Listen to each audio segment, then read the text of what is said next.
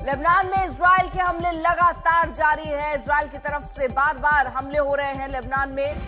और फिलहाल जो जानकारी मिल रही है, एक गांव को पहले खाली कराया गया था और फिर वहां पर हमला हुआ। गांव में भारी तबाही की तस्वीरें सामने आ रही हैं। ये देखिए, जहां तक आपकी नजरें जाएंगी तबाही ही तबाही। जो इमारतें शान से खड़ी रहती थी अब वो जमींदोज होती हुई दिख रही हैं। तो लेबनान में इजराइल के हमले लगातार जारी हैं और ये हमलों के सबूत किस तरह से ये हमले तबाही लेकर आए हैं, एक रिपोर्ट आपको हम दिखाते हैं। वो रिपोर्ट हम दिखाएं उससे पहले अशरफ हमारे साथ, हमारे सहयोगी इस वक्त जुड़ चुके हैं, सीधे उन तक लिए चलते हैं आपको। अशरफ, हम तबाही की तस्वीरें देख रहे हैं, एक के बाद एक हमले हो रहे हैं। फिलहाल स्थिति वहां पर क्या है? क्या लोगों में दहशत है? हमलों की फ्रीक्वेंसी क्या है? क्या आप वहां से क्या ग्राउंड रिपोर्ट देंगे?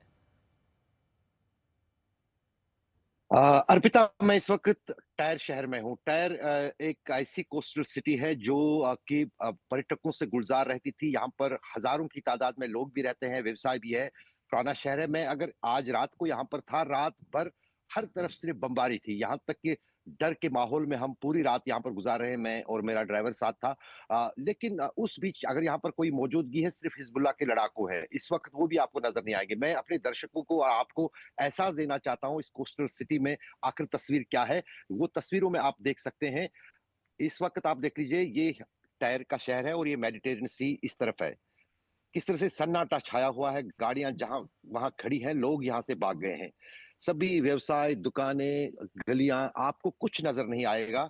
ये टायर शहर है और ये अगर साउदर्न लेबनान का आखिरी कस्बा है, तो आप आगे गांव का हाल खुद जो है महसूस कर सकती हैं। तो वहां पर किस तरह का सन्नाटा और किस तरह के हालात हैं, जो हम आप दर्शकों को थोड़ी देर ग्राउंड रिपोर्ट में भी दिखाएंगे।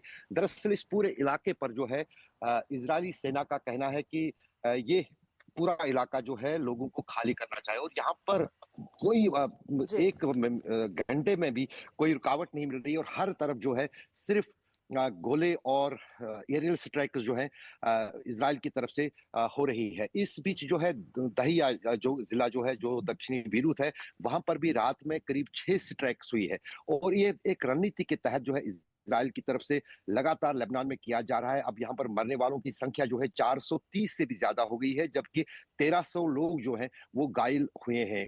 और मात्र अभी ये 8वां दिन है यहाँ पर युद्ध का, जबकि 10 दिन का युद्ध जो है ईरान और इजराइल और अमेरिका के बीच चल रहा है।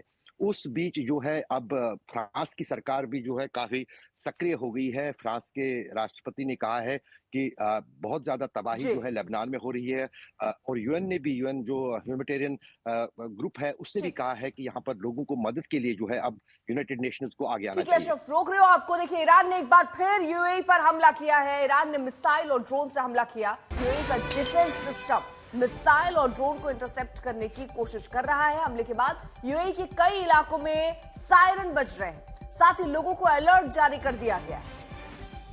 यूएई पर मिसाइल और ड्रोन से हमला हुआ है, बड़ी खबर आपको बता दें। हालांकि वहां लगातार कई ऐसे इलाके जहां पर सायरन बजता हुआ नजर आ रहा है। लोगों को अलर्ट भी किया गया है और यह कहा गया है कि सायरन बजते ही वो सुरक्षित ठिकानों पर चले जाए।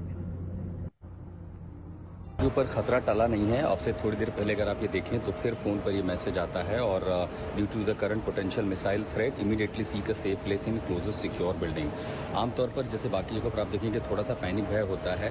यूएई में, दुबई में ज़्यादातर लोगों को उस तरह का पैनिक रिएक्शन नहीं दिखाई देता। लोगों के फोन पर जैसे मैसेज आया है, या तो लोग निकल गए हैं आगे या धीरे धीरे प्रोटोकॉल के तहत कि चुपचाप सुरक्षित बिल्डिंग में चले जाएं जब तक कि ये खतरा टल न जाए। तो फोन पर जैसे अलर्ट SMS आया है, सायरन, हालांकि दुबई ने उसमें बदलाव कर दिया है कि सायरन न बन पाए, तो एक तरीका होता है कि आप किनारे शीशे से आकर के बेसमेंट में खड़े हो जाएं। आप सुबह का ये पहला अलर्ट है, जैसे मैं यहाँ से निकला हूँ बाहर जाने के लिए, तब तक अचानक फ़ोन पर ये अलर्ट बजा है और उसके बाद इसी से कह रहे हैं कि देखिए यूएई के लिए ये एक बेहद चिंता की बात है।